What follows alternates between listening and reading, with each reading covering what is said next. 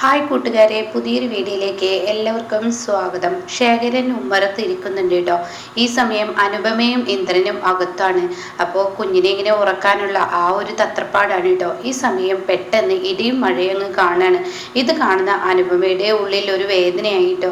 അങ്ങനെ അനുപമ പറയണേ, നിങ്ങളുടെ അച്ഛൻ കൊലക്കുറ്റൊന്നും ചെയ്തിട്ടില്ല, അത് നിങ്ങളൊന്ന് ആലോചിക്കുന്നത് നല്ലതാണ് എന്നിങ്ങനെ പറയുന്നുണ്ട് കേട്ടോ. ഇതേ സമയം ഇന്ദ്രൻ പറയാൻ, ശരിയാണ്, കൊലക്കുറ്റം ചെയ്തില്ലെങ്കിൽ കുടുംബം ഇട്ടയച്ച് പോയതല്ലേ.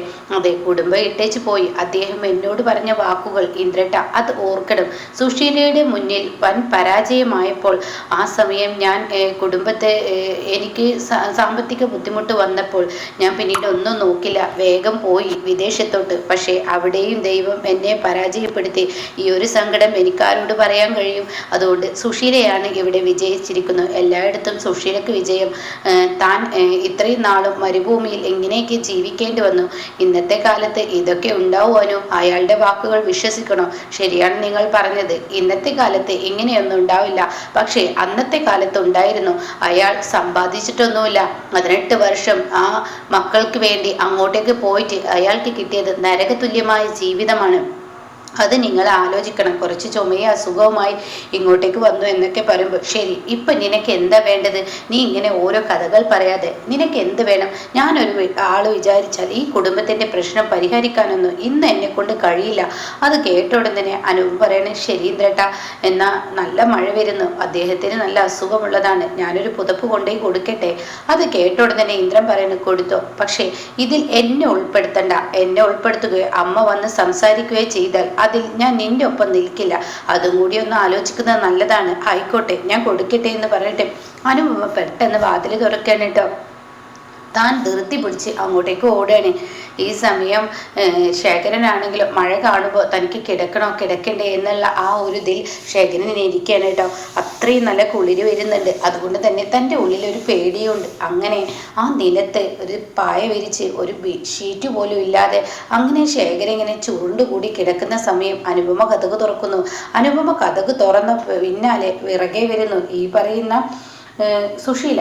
എടി, നീ എങ്ങോട്ടാടി? അത് കേട്ടോടുന്നേ അനുപമ, ഇതേ അദ്ദേഹത്തിന് ഈ പുതപ്പ്, അദ്ദേഹം നിന്റെ ആരാണ്? നീ അയാളുടെ കൂടെ കിടക്കാനാണോ ഈ പുതപ്പുമായി പോകുന്നത്? അത് കേട്ടോടുന്നേ അനുപമ പറയണ, അല്ല, നല്ല തണുപ്പുണ്ട്, അദ്ദേഹത്തിന് സുഖമില്ലാത്തതാണ്. അത് തന്നെടി ഞാൻ നിന്നോട് ചോദിച്ചത്, അദ്ദേഹം നിന്റെ ആരാണ്? അതെ, നിങ്ങൾക്ക് ഞാൻ കൊണ്ടു കൊടുക്കുന്നതിൽ എന്തെങ്കിലും ഒരു ബുദ്ധിമുട്ടുണ്ടെങ്കിൽ നിങ്ങളൊരു പണി ചെയ്തൊക്കെ നിങ്ങളങ്ങ് കൊണ്ടു കൊടുത്തേക്ക്. അപ്പോഴേക്കും ഇന്ദ്രൻ റൂമിലിരുന്ന് ഇതെല്ലാം കേൾക്കുകയാണ് കേട്ടോ. ഇന്ദ്രൻ വെച്ചുമോനോട് പറയണം, മോനെ നീ ഇവിടെ ഇരിക്ക്, ഞാൻ അങ്ങോട്ടേക്ക് പോട്ടെ. ഇതേ സമയം വീണ്ടും ഇത് തന്നെ ആവർത്തിക്കുന്നു കേട്ടോ. അപ്പോൾ തന്നെ സുശീലയോട് അനുപം പറയുന്നത്, ഈ ഒരു പുതപ്പ് അവർക്ക് കൊണ്ടു കൊടുത്തു വെച്ചിട്ട് എന്താ കുഴപ്പം? അവർക്ക് എന്ത് കൊടുക്കണം എന്ത് കൊടുക്കണ്ടെന്ന് തീരുമാനിക്കുന്നത് ഞാനാണ്, നീയല്ല. വെറുതെ ഓരോ പ്രശ്നങ്ങൾ ഉണ്ടാകാതെ മര്യാദയ്ക്ക് കയറിപ്പോടി. അതെ, നീയും നിന്റെ അച്ഛനും എന്നെ തോൽപ്പിക്കാനായിട്ട് ഇറങ്ങിയിരിക്കുകയാണ്. എൻ്റെ തോൽപ്പിക്കാനായിട്ടാണോ? അതെ, എൻ്റെ അച്ഛനെ ഇതിലോട്ട് വലിച്ചഴക്കണ്ട. എൻ്റെ അച്ഛൻ അദ്ദേഹത്തെ ഇവിടെ കൊടുന്നാക്കിയെന്ന് വെച്ചിട്ട് നിങ്ങളിങ്ങനെ വായിൽ തോന്നിയത് വിളിച്ചു പറയണ്ട. പിന്നെ നിന്റെ അച്ഛനും നീയും ചെയ്യുന്നത് എനിക്ക് എൻ്റെ കുടുംബത്തിന് ദോഷമുള്ള കാര്യങ്ങളല്ലേ, അല്ലാതെ നല്ല കാര്യങ്ങളൊന്നും നീ നിന്റെ അച്ഛനും ചെയ്യുന്നില്ലല്ലോ. അത് കേട്ടുടനെ അനുപം പറയണത്, ഞാനൊരു കാര്യം പറഞ്ഞേക്കാം, ഈ പുതപ്പ് അദ്ദേഹത്തിന് കൊടുത്തു എന്ന് കരുതിയിട്ട് നിങ്ങൾക്ക് എന്താ കുഴപ്പം? എടി, ഇത് തന്നെയാണ് പറഞ്ഞത്, നീയും നിന്റെ അച്ഛനും ഞങ്ങൾക്ക് ദോഷമുള്ള കാര്യങ്ങളാണ് ചെയ്യുന്നത്. അതുകൊണ്ട് കൂടുതൽ ചിലക്കാതെ മര്യാദക്ക് പോടി, അകത്ത് കയറി പോടി. അപ്പോഴേക്കും ഇന്ദ്രൻ പുറത്തു വന്നു കേട്ടോ. അനു, എന്താണ്? ഡാ, നിന്റെ ഭാര്യ ഓരോന്ന് ചെയ്തു കൂട്ടുന്നത് നീ കണ്ടില്ലടാ? അതാ നീയും കൂടി ഇത് അറിഞ്ഞിട്ടാണോ തന്തക്ക് പുതപ്പ് കൊടുക്കാൻ പറഞ്ഞയച്ചത്? അത് കേട്ടോടനെ അനുപമേ, നീ ഒരാൾ വിചാരിച്ചാലൊന്നും ഈ കുടുംബത്തിന്റെ പ്രശ്നം തീരില്ല. വിചാരിക്കേണ്ടവർ ഇവിടെ എത്തിയിട്ടുണ്ടല്ലോ, വിചാരിക്കേണ്ടവർ തന്നെ വിചാരിച്ചോട്ടെ. നീ ഒന്നിങ്ങ് വന്നേ അനുപമേ. വെറുതെ കൂടുതൽ കുടുംബത്ത് പ്രശ്നമുണ്ടാക്കാതെ, ഓരോ പ്രശ്നങ്ങളിൽ ഇങ്ങനെ ഇടപെട്ട് പ്രശ്നമാക്കാതെ നീ കയറി വാ, ആരും പുതപ്പ് കൊടുക്കണ്ട എന്നും പറഞ്ഞിട്ട് അനുപമയെ വലിച്ചഴിച്ച് കൊണ്ടുപോകുമ്പോൾ പാവൻ ശേഖരൻ ചുരുണ്ടുകൂടി കിടക്കുന്നത് കാണാൻ വയ്യട്ടോ. അത്രയും ദയനീയമായി അദ്ദേഹം അവിടെ കിടക്കുകയാണ് കേട്ടോ. ഇതേ സമയം സുശീല കഥകൊന്ന് ഉറക്കി കൊട്ടിയടക്കുകയാണ്. പിന്നീട് കാണിക്കുന്നത് അമ്പിളിയെയും രഘുവിനെയും. അമ്പിളിയും രഘുവും ഭയങ്കര സങ്കടത്തിലാണ്. തൻ്റെ കുഞ്ഞിനെ നടുവിൽ കിടത്തിയിട്ടുണ്ട്. പൊട്ടിക്കരയുന്നവർ. അവരുടെ ഉള്ളിൽ കുറ്റബോധം ഉണർന്നിരിക്കുന്നു. മദ്യപാനം ഒന്നിനും ഒരു പരിഹാരമല്ലെന്ന് അവർക്ക് തോന്നിയിരിക്കുന്നു. രഘുവിൻ്റെ ഈ ഒരു നിയന്ത്രണത്തിന് അമ്പിളി ഇങ്ങനെ ചെയ്തത് കൊണ്ട് തന്നെ രഘുവിൻ്റെയും കണ്ണ് തുറന്നിരിക്കുന്നു. ഇതിൽ ബലിയേടായത് തൻ്റെ കുഞ്ഞാണെന്നും ഒരു നിമിഷത്തെ തൻ്റെയും തൻ്റെ ഭാര്യയുടെയും ഈ നിലപാട് തൻ്റെ കുഞ്ഞ് നഷ്ടപ്പെട്ടിരുന്നെങ്കിൽ രഘുവേട്ട, നമ്മളെ മോള് എന്തായിരുന്നു?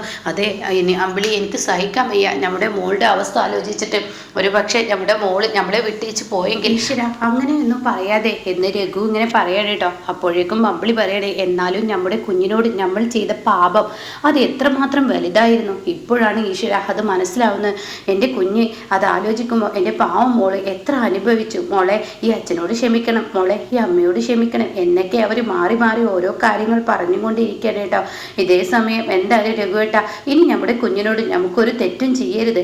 അത് കേട്ടോടെ തന്നെ രഘു പറയാണ്, ഈശ്വരൻ തന്ന ലാസ്റ്റ് ചാൻസ് ആയിരിക്കും, ഇനി നമുക്ക് നല്ലപോലെ ജീവിക്കണം. നമ്മുടെ കുഞ്ഞിനോട് ഒരു തെറ്റും നമുക്കിനി ചെയ്യരുത്. പാവമാണ് നമ്മുടെ കുഞ്ഞ് എത്രമാത്രം വേദനിച്ചോ. നമ്മൾ ചെയ്യുന്ന തെറ്റ് നമ്മുടെ കുഞ്ഞിനാണ് അനുഭവിക്കുന്നത്.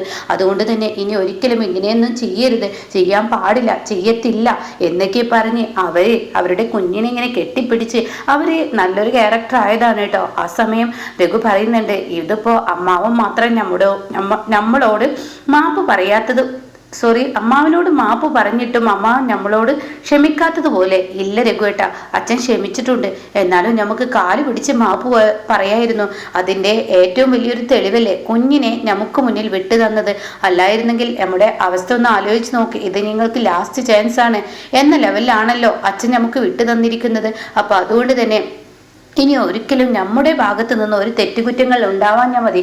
അത് കേൾക്കുന്ന രഘു, ശരിയാണ്, ഒരു തെറ്റുകുറ്റങ്ങളും ഇല്ലാതെ ഇനി നമുക്ക് നല്ല പോലെ ജീവിക്കണം എന്നവര് പ്രതിജ്ഞ എടുക്കുകയാണ് കേട്ടോ.